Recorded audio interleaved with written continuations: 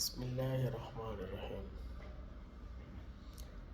প্রিয় সাতকানিয়া লোহাগাড়া সর্বস্তর জনগণ, আসসালামু আলাইকুম রহমতুল্লাহ। কেমন আছেন? আশা করি আল্লাহর রহমত আপনারা ভালো আছেন। আমরাও প্রবাসী আলহামদুলিল্লাহ ভালো আছি। আশা করি আপনাদের জন্য সবসময় দোয়া রইল।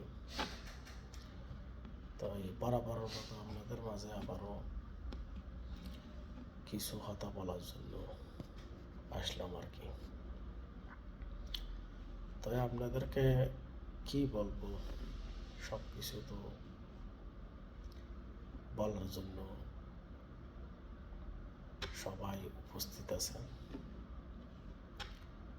তা আপনারা আলহামদুলিল্লাহ আপনারও ভালো বুঝেন, এমন না কেউ বুঝে না, এমন কেউ ব্যক্তি নাই। আজকাল যখন আমি যে 5 বছরের বাচ্চাও বর্তমানে সব কিছু দেখতেছে, সব কিছু বুঝতেছে। অনলাইনের জমানা, মোবাইল করলে সব কিছু দেখতেছে, ভালো মন্দ সব কিছু দেখা যাচ্ছে। তাই আপনাদেরকে বরাবরের মতো একটা রিকোয়েস্ট, আপনারা সবাই একমতই আমাদের